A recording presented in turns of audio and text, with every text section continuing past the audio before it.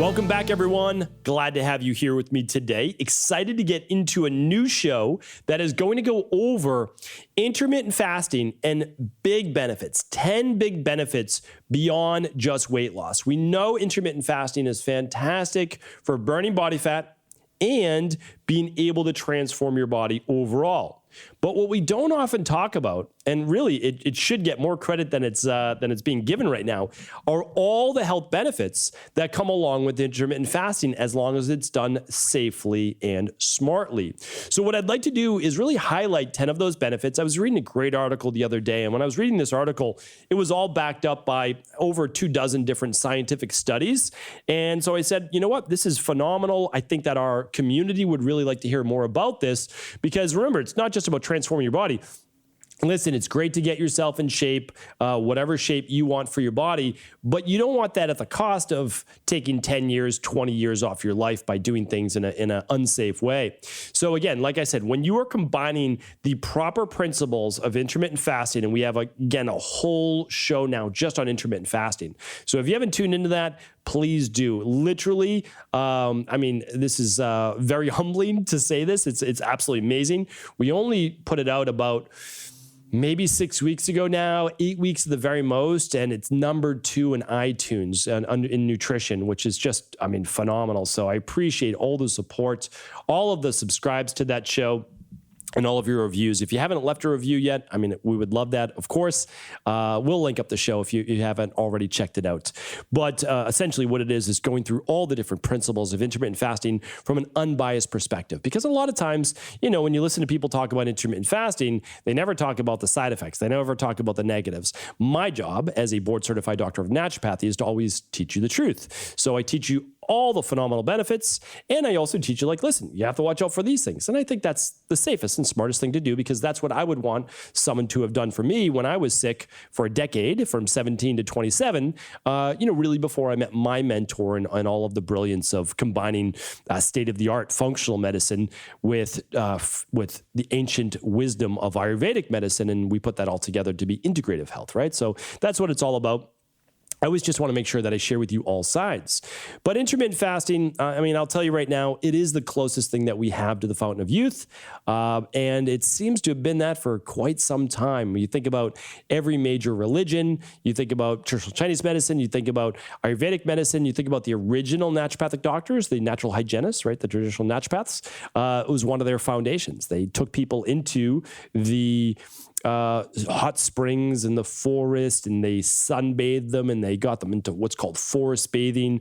They used the negative ions from the earth, but they also fasted them, right? And they would water fast them, and they would do all these specific things to help them with detoxification of the body, purification of the body. And I won't go too deep on that today, because today is talking about the big benefits beyond just weight loss as well. So let's dive into the show, and let's get right into number 1. Actually, let's give credit first where credit's due.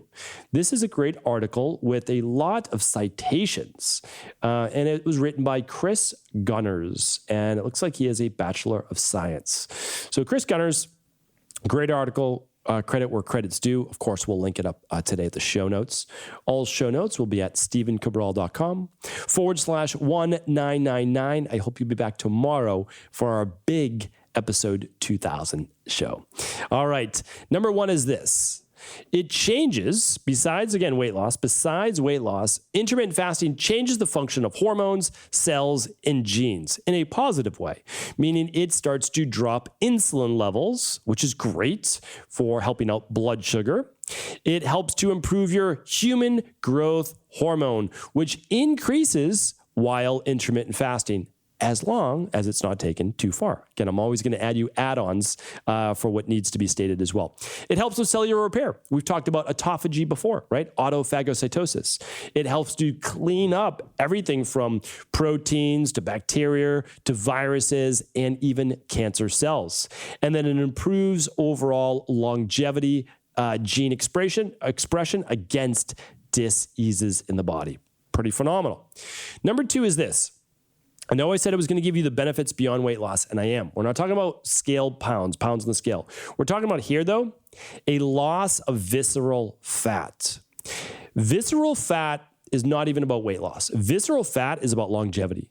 The more visceral fat you have, the unhealthier you are because of inflammation, fat being intertwined and actually surrounding your organs, which basically puts it in the stranglehold.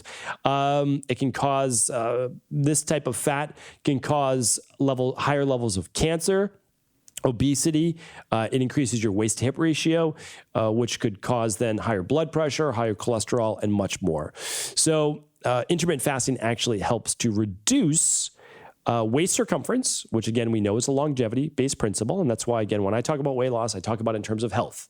The larger your waist, right? The smaller your hips, the larger your waist, the greater chance of dying from essentially all of the 4 top causes of mortality, which are cancer, heart disease, blood pressure, and diabetes. All right, number 3 is intermittent fasting can help lower your risk for type 2 diabetes. Lo and behold, for so many different reasons. Weight loss, of course, is one of them. But in general, let's say that you go 12 hours, 14 hours, maybe a little bit longer without eating. What happens? Your body needs to use glucose for energy. A lot of people think that you can only tap in, like you get to automatically and magically switch into fat burning mode. You know, I hear a lot of these experts out there saying, well, you know, you have to tap into body fat. You need to get into fat burning mode versus glucose burning mode. Listen, I get it. I love it. I love it in principle, but it defies all physiological properties of the human body. Your body's always using glucose, always, or you'd be dead, right? That's honestly the way that it works. And it's burning body fat. The further you go towards aerobic metabolism, like sleeping, the more body fat you burn. Excuse me. The further you go towards an all-out sprint, the more you're burning glucose, even if you're in a state of ketosis, because that is how human physiology works. All right, so I just want to state that there because that's actually how the human body works. Now, the nice thing is when you're intermittent fasting and you're just, working or lying around your house or sleeping, you're actually going to tap into more of that glucose in the blood and then body fat. So really, really great at helping with overall insulin levels. Number 4, which I love this one right here, it can reduce oxidative stress and inflammation in the body. Love this.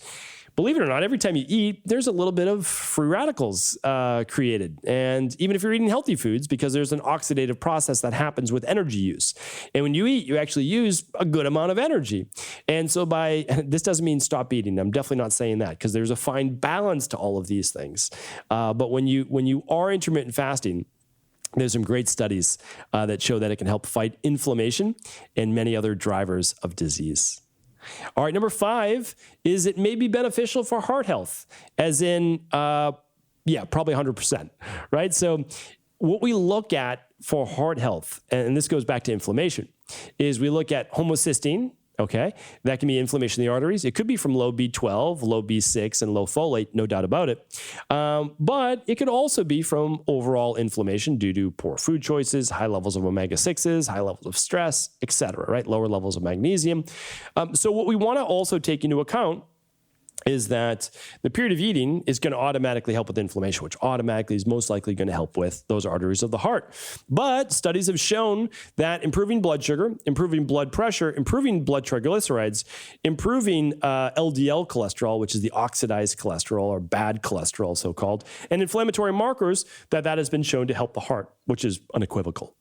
All right, number 6 is it helps with cellular repair, right? Cellular repair. What does that mean? Well, in order to help repair the cells, we need to clean out the old, right? That's part of autophagy.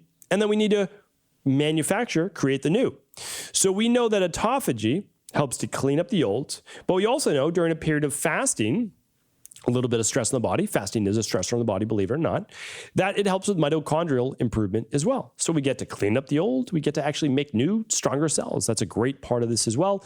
And we've also seen protection in certain types of diseases, such as cancer and Alzheimer's. All right, which is our next one, 7. Intermittent fasting may help prevent cancer. Well, it is stated by they. Who is they? Well, they are typically the World Health Organization and other groups around the world, saying that by the year 2030, 1 out of 2 people will get cancer, and it may overtake heart disease as the number 1 cause of mortality. That's really disturbing because cancer is 100% truly a lifestyle-based disease. Now, again, you may be exposed to pesticides, toxins, et cetera, in the environment.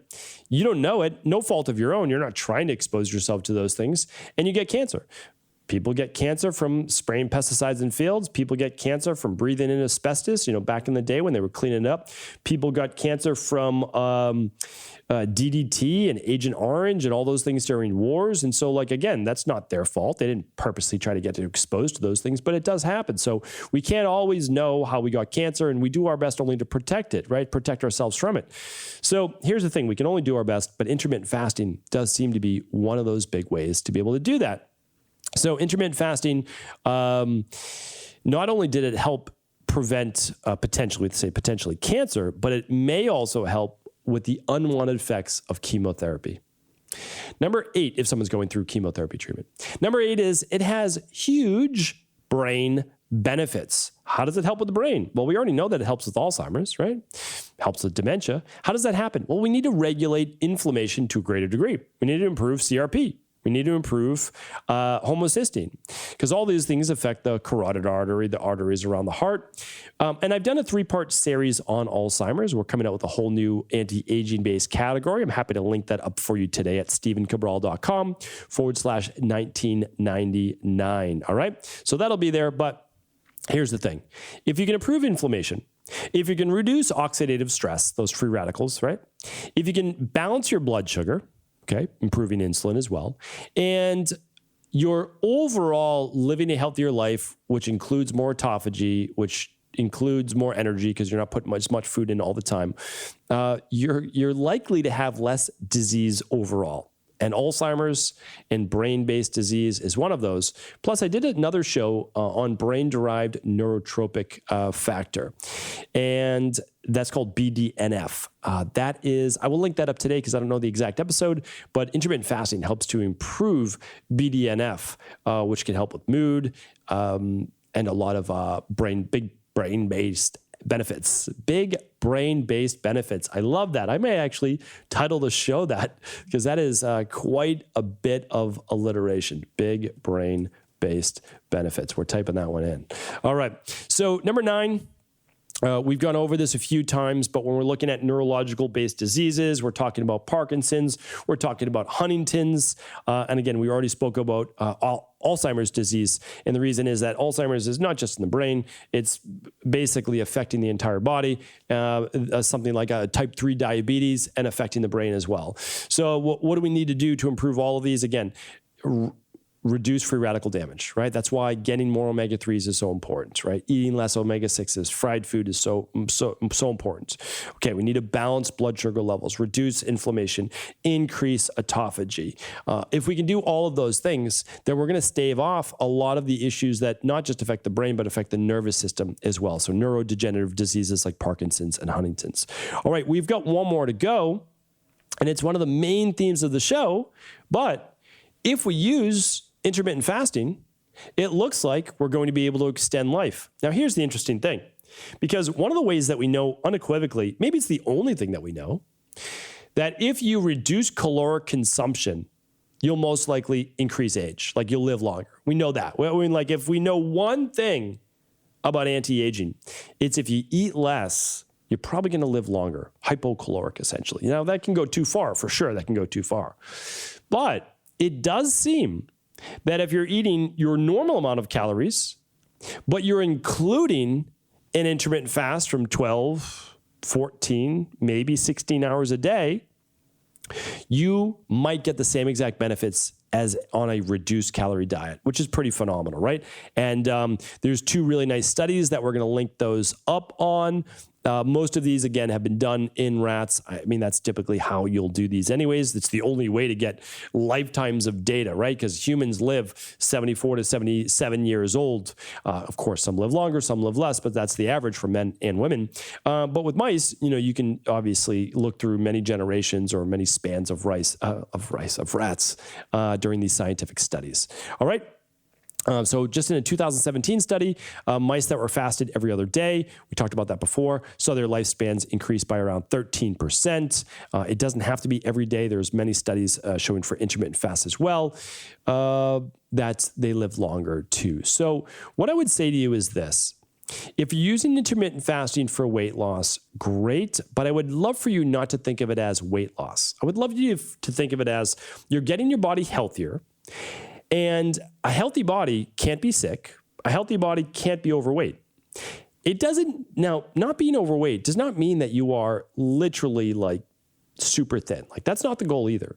The goal is to have a happy, healthy body, right? So how I look at it is this. If you're balancing blood sugar, if you're balancing insulin, you're balancing inflammation, you're balancing free radical damage, you're improving overall autophagy, you're trying to eat healthier foods, higher in your omega-3s, a lot of monounsaturated fat versus others, you're doing great. So not only are you getting healthy, you're automatically going to lose weight. That's why we have weight loss plans. We do our functional medicine 21-day detox. We use our fat velocity protocol directly afterwards, and people do great. But at no point are we ever saying, oh, we need to help you lose the weight, need to help you lose the weight. No, we get people extremely healthy. That's our job. And because of that, their body can't help but to lose weight because they were overweight in the first place because their body was not healthy.